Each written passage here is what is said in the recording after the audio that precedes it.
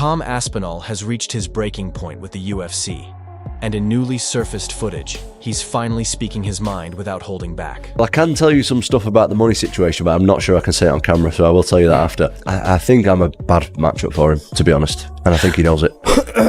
My opinion, I think it's a huge risk. Yeah. It's a huge risk. You're younger, you're athletic, you hit hard, you pose problems. We don't have much data on you, meaning that we don't know what happens if you do. I honestly can see Jon's point of view. I get it. I get it. It's just about the title for me. I just want the title, that's it. Jon, in my opinion, if you look at his body of work over the last 15 years, he's like as close as you can get to perfection as possible. He's like 37, 38 years old, but not only that, he's got 1 million miles on the clock. So he's got a lot of damage on the body. He's took a lot of shots to the head. And that's not me saying anything negative about it. That's the reality of it. And I'm sure Jon Jones is aware of that. And he's fighting one of the most concussive punchers in UFC history. And I just think I can exploit it. Like, I think to get out the way of me for 25 minutes at this point in his career without getting hit once, and that's all I need is just one, I think that's going to be very difficult for anybody. The pound for pound debate rages on. Dana White, whenever he gets a chance, he'll tell you Jon Jones is the man. Other people say he's not active enough, and you're in a position to comment on that. What do you think? What is this pound for pound bull? It's a load of rubbish. It's like saying it just doesn't even make sense. Like, don't get me started on that. It's just like, how can you have a pound for pound? What does that mean if everyone's the same size? So how can you compare Demetrius Johnson's style to Brock Lesnar's style and say if they're the same? Like, they've got completely different attributes. It's like, I've got a bulldog, right? It's like saying, right, if my bulldog had a really long neck, it would win a giraffe or the bulldog. Like, it's absolute bullshit. How can you even compare it? It's a lot of rubbish. After almost 2 years of uncertainty, Tom Aspinall has run out of patience. He's calling out the mind games, the behind-the-scenes politics, and what he believes is clear favoritism being shown toward Jon Jones. The UFC don't really want Tom to fight anybody else other than Jon Jones. And, you know, they're saying, stay tuned. That's the message they wanted Tom to give out to people. And we had the meeting with Hunter. And they're going to try and fix the fight with Jon Jones, but we're still in April now. Still waiting for this guy to say, I'll have a fight or I'll not have a fight. And I don't really understand that. He's a fighter who should be having fights. Why is he just still sat around, not giving an answer as to whether he's going to fight or not? Tom's done all he can do. You know, he's fought in the middle of the night to defend an interim. He fought for an interim because the fight was on for him to do an interim and he couldn't turn it down. And he won that. What else can he do? He can fight lesser people than Jon Jones, lesser ranked people than Jon Jones, but that means that he may miss the opportunity to fight Jon Jones, which is a massive opportunity. While Jon Jones has been spending time in Thailand, sharing training clips, enjoying the nightlife, and doing everything except defending his title, Tom Aspinall feels like his own career has been left to stall. According to Aspinall, it seems like efforts are being made to keep the champion away from real threats. And now, with the heavyweight division at a standstill and no fight date announced, Aspinall isn't just demanding a matchup, he's demanding clarity. And of course, it's been pretty interesting, all the stuff that Jon Jones has been saying to the media this week, and I'm sure there's more to come, but check out these. You're beating guys who aren't even champions, and you consider yourself a champion. He's not a champion. So Jon said I need to fight more champions, but this is the problem I've got. Jon is the champion, and he won't fight me. And he says that he won't fight me because it's too much of a gamble. Aspinall to me is no different than an Owen St. Prude or Dominic Reyes or Anthony Smith, like just another up-and-comer that's exciting right now. And I'm not into gambling my legacy for what's exciting. And Jon, if you're not into gambling your legacy, that to me sounds like you're scared of losing against me. Tom Aspinall's message wasn't subtle. His patience has officially run out. He's openly expressing that his peak years are slipping away, all while the current champion continues to delay any real title defense, and it's no longer just his personal frustration. The sentiment is beginning to echo throughout the MMA world. Fans, analysts, and even fellow fighters are starting to question whether Jon Jones is still the rightful heavyweight leader, or simply holding the division hostage by name alone. John, it's not about you. It's not about your life. It's not about your story. If you want to enjoy your life, if you want to be a part of a reality show, if you want to take that money and delay things and hold someone else's dreams back from becoming a reality, that is ducking. That is ducking, because there is a time-honored tradition in this business, in the sport, in combat sports, in fight sports, in sports period, that the whole thing has to move along. It's not about your story. Your story is great and you're living your best life, great. Get rid of that belt. If you want to do that, great. No one will begrudge you. Everyone thinks you've done enough. You've earned enough. You've proven enough. Now allow someone else to have that same story. Allow someone else to write that same story. You are holding him back. You are holding back not only Tom Aspinall, but the rest of the division. So yes, you're missing the point. This isn't about you. It's about the belt. Tom Aspinall isn't looking for fame, and he's not trying to create headlines. He's simply after a real fight, the undisputed title, and the opportunity to prove he's the best in the world. But instead of getting answers, he's been met with silence, or worse, vague social media posts and vacation clips from Jon Jones, shared from the other side of the globe. I take that tweet and I send it to the UFC. He told you his plans. He told you his intentions. Now tell us. Because either one of you is lying at this point. Either Jon didn't tell them his plans, or the UFC is not telling their plans. I said that the UFC came correct with the money. Jon asked for top dollar. They offered him top dollar. Essentially wasn't interested. That he's out living his best life. And so now what I believe is happening, as we've talked about ad nauseum on this program, and quite frankly, this topic is boring at this point. If they announced the fight today, we would say, great, now can we all move on? But I believe that the UFC pulls the trigger on things when they have to. And so they told Ilya, we need that belt because we need a main event for April in Miami. We're taking that belt. They told Islam, we need that belt because we need a main event for June in Las Vegas. Until they are forced with a predicament where they need a slot filled, they're not going to listen to what Jon Jones is saying.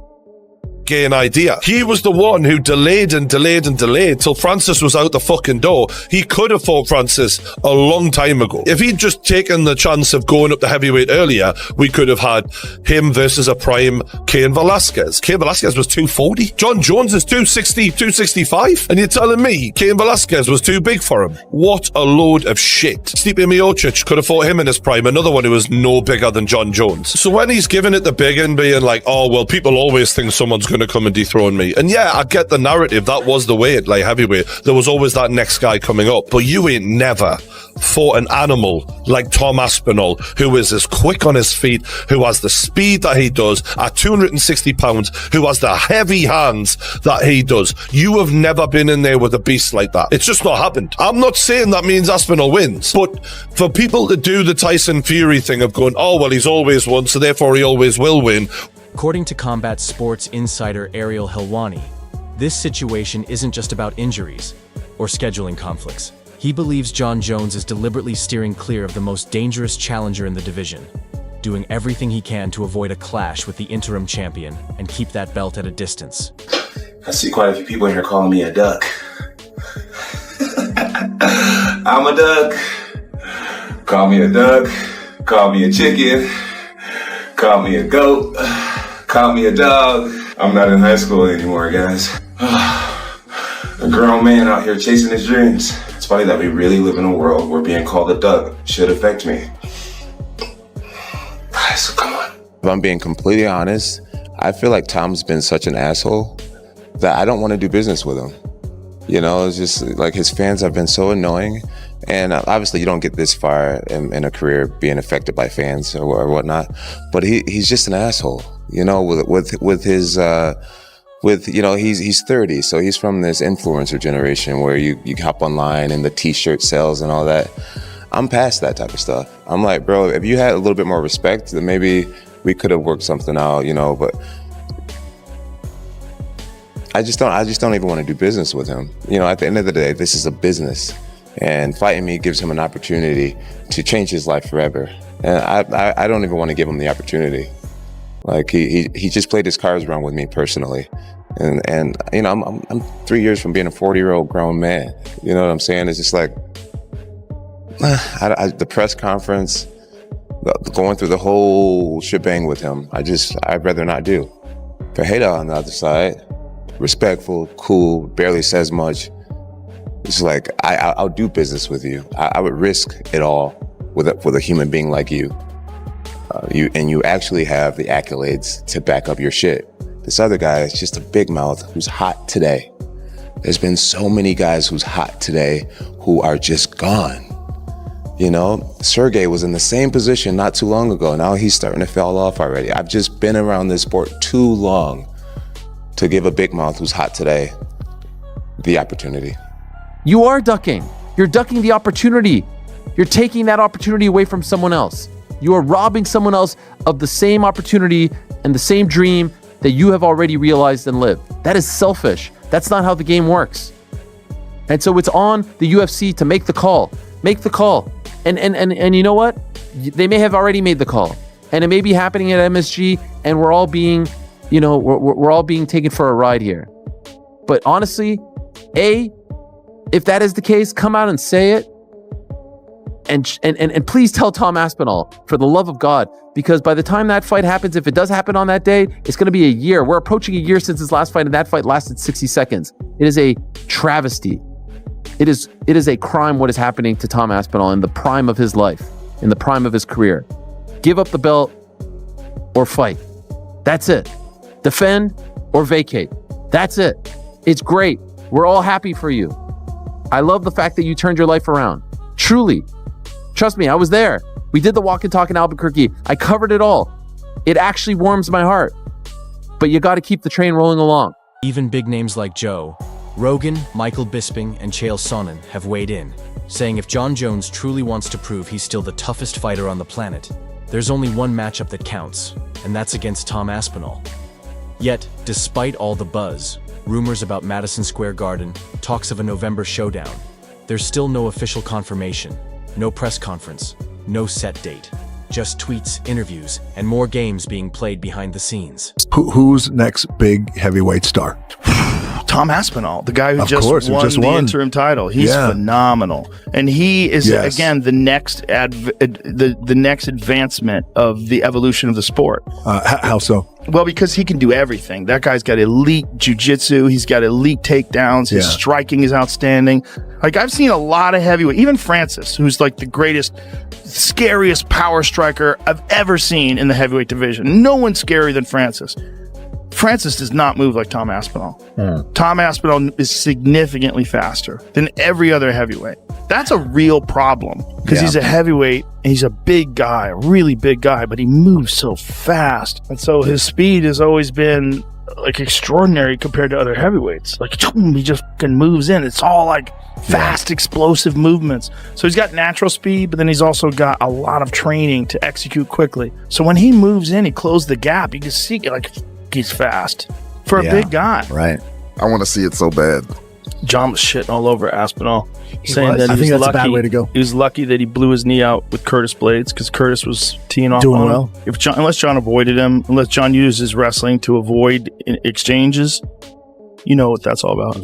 Correct. It's called the Shop Shutdown. The Shop Shutdown. I saw a 7-part They did with series on Cyborg. it. Yes. The Stipe fight, which is just like, it's a weird thing. Aspinall's an athlete, man. He's such a good athlete. Freak athlete. Very fast. Very fast for a heavyweight. So fast. Yeah, but we felt the same way about Cyril Gahn now. Yeah, but Cyril Gahn Gahn doesn't have wrestling, doesn't have jiu-jitsu. Aspinall's like legit on the ground. Very legit on the ground. So legit that his dad owned a jiu-jitsu gym. His dad's a black belt. He started doing jiu-jitsu at 2. Yeah, I'm interested to see how Aspinall is past the first round, right? Because we've seen him. He looks so fast. He looks, you're like, nobody moves like him. He looks like a younger Kane. Right. But he just keeps knocking these guys out so quick. So I'm like, let me see him past the first round to see if he has that cardio as well. Jones is the heavyweight champion. He's an incredible fighter. You know, he's incredible. He's one of the greatest of all time. I don't think he can hold a candle to Tom. I think Tom will do the same thing to Jon Jones as what he did to Marcin Tybura. I don't think there's anyone that can stop Tom Aspinall. He's that good. He's that switched on. And he's just a great guy as well. Tom Aspinall is training hard, staying ready, and making the calls. But Jon Jones is still clutching the belt and the control.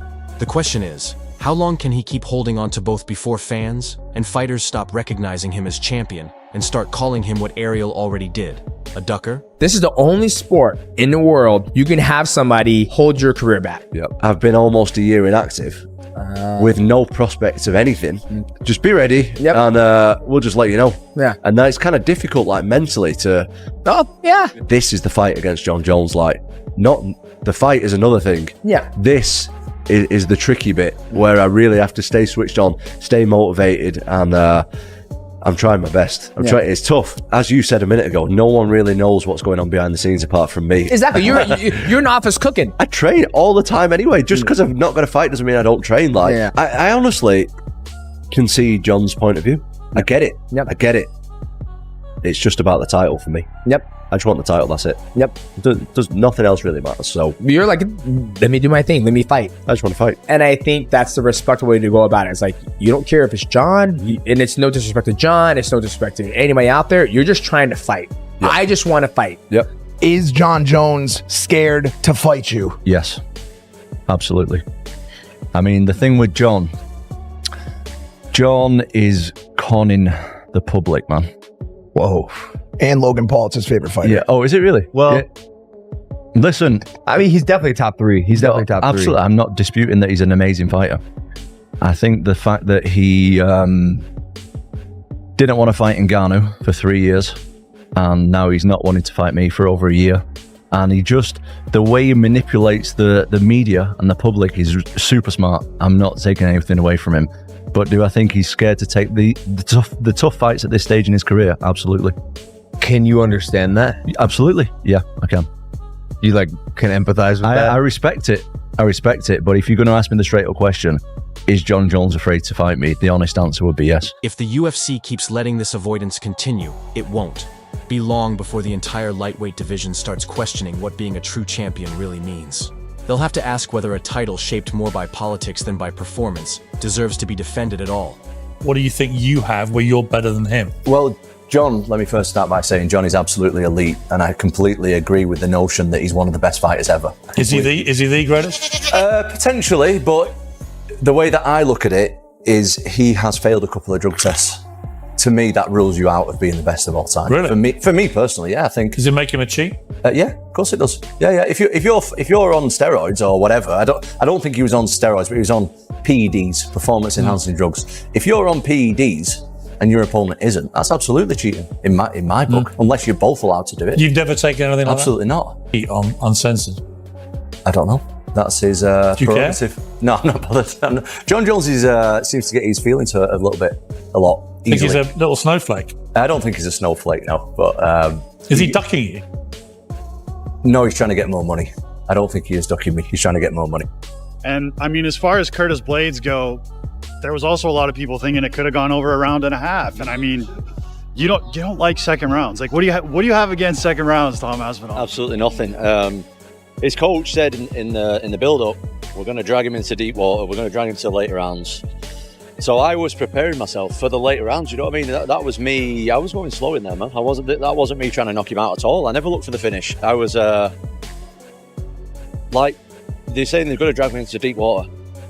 I'm going to look in the camera and say, somebody dragged me into deep water. I'm telling you, I want to feel what it's like. I want to see if I can swim or not. Jon Jones, if you can drag me there, take me there. Because right now, all these guys are saying it, but no one can do it. He changes nothing if I beat him. Beating Tom is just like beating Cyril Gain. Has a whole country behind him. He's hot right now. What happens to me after I beat him? Nothing changes for me. I'm not ducking Tom Aspinall. The Tom narrative came out of nowhere. He won a belt and now suddenly I'm ducking him. I've never had negotiations to even fight him, if this makes sense. You're calling out Jon Jones. Yeah. Right? That's the boogeyman. Like, Jon Jones is the fucking boogeyman. When he fought Gustafsson, he had almost no training camp. They said he barely showed up. Talked to Jackson about it, and Greg Jackson was telling he's like, he didn't even train for that fight. He pulled that fight off in the 4th and 5th rounds. That's when he really turned it up. So you're talking about a guy who hasn't even been training. And then you saw the real Jon Jones in the second fight. That's motivated Jon Jones. It wasn't a perfect fight by Tom. Curtis was actually fundamentally doing some things a little bit better than Tom. And Tom is so powerful. One thing about Tom is these boys he's putting down, these are the big heavyweights. Tom's still touching these boys one time. Mike Tyson had a hard time putting down the heavyweights that were 240, 250. 250, 260. These are the guys that Tom is touching one time. This is a shocking power, guys. When I'm thinking of a Tom versus Jon, I don't love the idea that Tom is getting guys out of here so quickly. In 3 years, Tom has been in the ring about 3 minutes. But the other side of it is, what are you going to do? How are you going to stop it? Curtis Blades had a plan. He's as dangerous of a wrestler as the division has, and that plan did not make it out of the first round. Jon Jones listening to this right now, what is your message to the man? I don't have a message. I've had enough. Let me fight. Somebody. I'm not bothered who it is. Just let me fight. 495 days you've been the interim champ. How much longer are you willing to wait? I just want to fight somebody. I'm a professional fighter and I want to fight somebody. I'm overweighting, to be honest. But whoever wants it, whether that's Jon Jones or somebody else, I will fight somebody sometime soon. That's why this matchup could go down as one of the biggest fights in UFC history, if it ever comes to be. Will Jon Jones finally step up and take on Tom Aspinall? What's your prediction? Drop your thoughts in the comments below.